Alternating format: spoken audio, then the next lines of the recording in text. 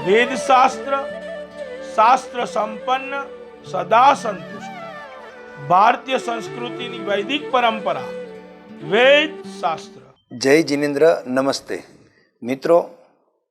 2 दिन पहले एक बोध कथा के रूप में हमने आपको स्टोरी सुनाई थी अभय की।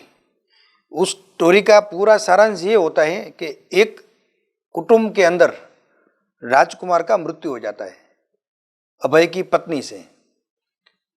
वही मृत्यु के कारण को व्यवस्थित बताने के लिए अभय अपनी बुद्धि से जो तरीका अपनाता है उस तरीके से जहाँ उसको सजा होनी चाहिए वहाँ पर उसको इनाम मिलता है।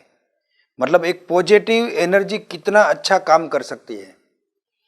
उस स्टोरी के अंदर एक बात अधूरी रह गई थी कि अभय के पिताजी जब मृत्यु को प्राप्त करते हैं तो अंत समय में अभय को छोटी सी एक चिट्ठी देते हैं और उस चिट्ठी को देते समय पिताजी अभय को ऐसा कहते हैं कि बेटा, जब जिंदगी में बहुत बड़ा संकट आ जाए तो इस चिट्ठी का तू अभ्यास करना, इससे तेरा वो संकट निकल जाएगा। मित्रों, अभय के घर में राजकुमार का मृत्यु हो गया और उसके बाद जो परिस्थिति खड़ी हुई वो हमने स्टोरी में बताई है। आप उस स्टोरी को फिर से ध्यान से सुन भी सकते हो, हमारी लिंक में उसको ज्वाइंट कर दिया है।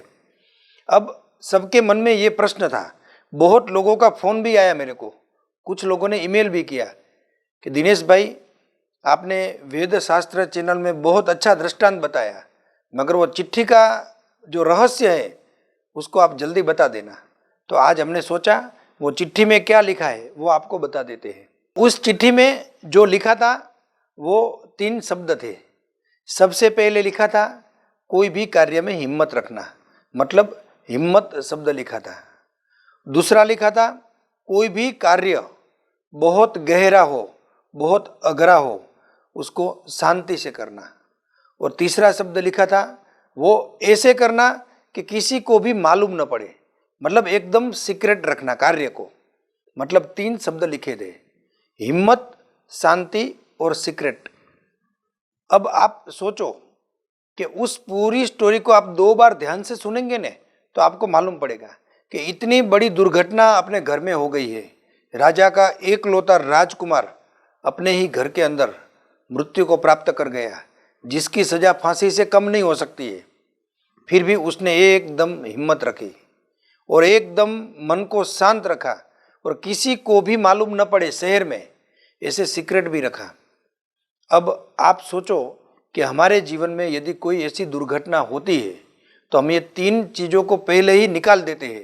पहले तो हिम्मत नहीं रहती है, क्या करेंगे, कैसे करेंगे, क्यों हो गया, जो जिससे हो गया उसको डांटते हैं। उसकी जगह पे हिम्मत रखनी चाहिए। दूसरा, शांति रखनी चाहिए। श्री कृष्ण भगवान ने गीता में कहा है कि जब कोई भी समस्या बड़ी से बड़ी सामने आ जाए ने तो मन को एकदम शांत कर दो। मन को शांत करने से वो समस्या आधी तो ऐसे ही खत्म हो जाती है और आधा हमारे को परमात्मा का प्यार मिल जाता है, प्रभु की कृपा मिल जाती है। तो 100% उसके अंदर से हम लोग बाहर निकल जाते हैं। एक इसके बारे में छोटी सी बात बताऊंगा। एक जंगल में से बहुत सारे महात्मा गुजर रहे थे। तो दूसरे जो छोटे छोटे महात्मा थे उन्होंने कहा कि गुरुदेव, हमको बहुत थक लग गया है, कहीं आराम कर लेते हैं, रेस्ट कर लेते हैं।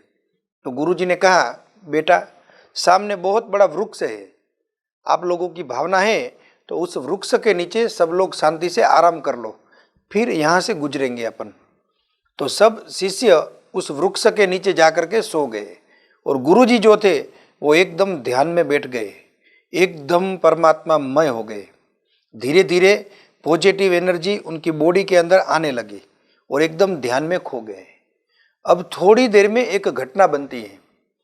जंगल का राजा शेर, वो भी मानव भक्षी था, कितने दिनों से शिकार को ढूंढ रहा था और उसने देखा कि यहाँ बहुत सारे साधु महाराज बैठे हुए हैं, तो वो वहाँ पर शिकार करने के लिए आता है।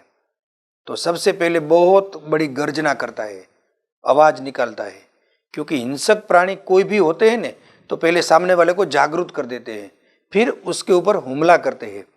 जैसे ही शेर ने आवाज निकाला तो सोए हुए सब साधु जाग गए और गुरुजी ऐसा बूम मारने लगे।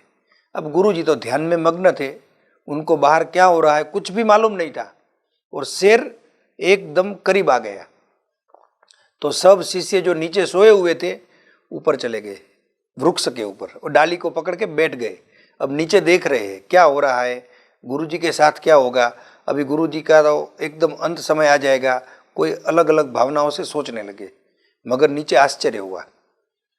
शेर जैसे ही गुरुजी से नजीक आया एकदम शांति से बैठ गया और 5 मिनट बैठ के गुरुजी को प्रदक्षिणा दे करके शेर वहां से निकल गया। तो शिष्यों को तो आश्चर्य हुआ कि गुरुजी के इतने पॉजिटिव वाइब्रेशन है, कितना दिमाग उनका शांत होगा कि शेर जैसा शेर भी शांत हो गया। अब सुनने जैसी बात तो अब आती है। ऐसी बातें तो हमने बहुत बार सुनी हुई है कि कोई संत के पास शेर आता है और शांति से बैठ जाता है, मगर आगे क्या हुआ, जब वो लोग वहां से चलने लगे और चलते चलते थोड़ा आगे गए ने तो वहां एक घटना बनती है। वो घटना ने शिष्यों को आश्चर्यचकित कर दिया। घटना क्या हुई मित्रों मालूम है? एक छोटा सा कुत्ते का बच्चा वहां पर आता है आवाज करते करते भौंकते भौंकते। तो गुरुजी एकदम डर जाते हैं और शिष्य को बोलते हैं कि इस कुत्ते के बच्चे को पहले दूर रखो, मुझे बहुत डर लगता है। तो शिष्य गुरुजी को समझाते हैं कि गुरुजी इससे तो बच्चे खेलते हैं, ये कुत्ते का बच्चा आपका कुछ नहीं बिगाड़ेगा, आप डरिए मत। गुरुजी को ये लोग समझा रहे हैं और वो कुत्ते का बच्चा एकदम करीब आ जाता है। तो गुरुजी पेड़ के ऊपर चढ़ जाते हैं और ऊपर बैठ के कहते हैं कि पहले आप इसको दूर करो, बाद में मैं नीचे आऊंगा। शिष्यों ने उस कुत्ते के बच्चे को तो दूर कर दिया, फिर गुरुजी नीचे आए, शांति से बैठे। अभी सभी शिष्यों के मन में एक प्रश्न है कि थोड़ी देर पहले शेर आया था, बहुत बड़ा हिंसक था, मानव भक्षी था, और वो शेर गुरुजी से शांत हो गया और अभी गुरुजी खुद इस कुत्ते के बच्चे से डर गए। ये लीला मालूम नहीं पड़ी। तो गुरुजी को पूछ लिया कि ऐसा क्यों हुआ गुरुजी, थोड़ी देर पहले शेर आया था और वो आपके वाइब्रेशन से शांत हो गया, अब आप एक छोटे से कुत्ते से बच्चे से डर गए। तो गुरुजी ने कहा बेटा आप लोग एकदम सही हो। क्यों कि जब वो शेर मेरे पास आया था ने तब मैं भगवान के पास था, भगवान के अंदर था, भगवान मय था, इसीलिए मेरे वाइब्रेशन बहुत पॉजिटिव थे, तो शेर भी शांत हो गया। मगर जब ये कुत्ते का बच्चा मेरे करीब आया ने तो मैं आप लोगों के साथ था। मतलब आप समझ गए ने, जब इंसान संसार के अंदर होता है तो उसको डर लगता है, मगर जब उसको लगता है कि मैं परमात्मा के पास हूँ या तो परमात्मा मेरे पास है, तो फिर डरने की क्या जरूरत है। इसीलिए मन को शांत रखना, ये दूसरी बात कही थी। और तीसरी बात थी कोई भी कार्य को सीक्रेट रखना, किसी को मालूम नहीं पड़ना चाहिए। जब किसी को मालूम पड़ जाता है ने तो बहुत बड़ी तकलीफ आती है। इवन शास्त्र में वहां तक लिखा हुआ है कि कुछ कुछ बातें ऐसी होती है ने कि अपनी पत्नी को भी नहीं बताना चाहिए, अपने मित्र को भी नहीं बताना चाहिए। चाणक्य ने स्पष्ट लिखा है कि जिस दिन लोग आपका चेहरा पढ़ना चालू कर देंगे ने उस दिन से आप इतिहास कभी नहीं बना सकते हो, इतिहास कभी लिख नहीं सकते हो। इसीलिए मित्रों ये जो बोध कथा थी उसको ध्यान से 2 बार सुनना। रियली इतनी पॉजिटिव एनर्जी मिलती है कि कोई भी दुर्घटना हो जाए, कितनी भी बड़ी दुर्घटना हो जाए, जीवन में कभी अफसोस नहीं करना। जो भी होता है अच्छे के लिए होता है। ईश्वर ने उसके अंदर भी कुछ लिखा होगा कि हमारा कुछ अच्छा होने वाला होगा। देखो कच्छ में धरतीकंप आया था, उस धरतीकंप में बहुत लोग विनाश के मार्ग में चले गए, बहुत लोग बर्बाद भी हो गए, मगर उस टाइम अपने मनोबल को जिन्होंने मजबूत रखा था उन्होंने इतिहास बना दिया। और आज कच्छ के अंदर उनके बहुत बड़े बड़े महल है और उनको जाके पूछते हैं तो वो कहते हैं कि दिनेश भाई एक समय ऐसा था कि हम मौत से लड़ रहे थे, ऐसा लगता था शाम को तो मौत आ जाएगी, मगर मन को मजबूत रखा, ईश्वर का स्मरण किया तो हम बच गए। और बचने के बाद जब हम पुराने घर में गए तो बाजू वाले के घर में से धन का जो ढेर था वो हमारे घर में आ गया था और इतना धन निकला, इतना सोना चांदी के सिक्के निकले। आज आप जो ये रोशनी देख रहे हो ने वो उसी का प्रभाव है। तो मित्रों इस बोध कथा में से हमको 3 शब्द ध्यान से सुनना है। कोई भी समस्या हो शांति से उसका हल करो, हिम्मत से उसका सामना करो और इतनी सीक्रेट रखो कि किसी को मालूम भी ना पड़े। तो एक दिन ऐसा आएगा, ये गुलशन में आपके जीवन के बाग का फूल खिलेगा और आप इतने सुंदर व्यक्तित्व से निखर जाएंगे कि किसी ने कल्पना भी नहीं की होगी। हमारे देश के अंदर हमारे प्रधानमंत्री नरेंद्र भाई मोदी उसका ज्वलंत उदाहरण है। आप तीनों गुण इनके अंदर देख सकते हो।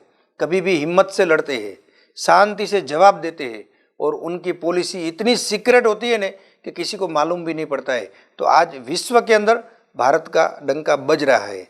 जिसका राजा इतना महान हो उस प्रजा को गर्व लेना चाहिए और इस बोध कथा से भी ज्ञान लेना चाहिए। भगवान की आज्ञा के विरुद्ध कुछ बोले हो तो मिच्छामि दुक्कडम।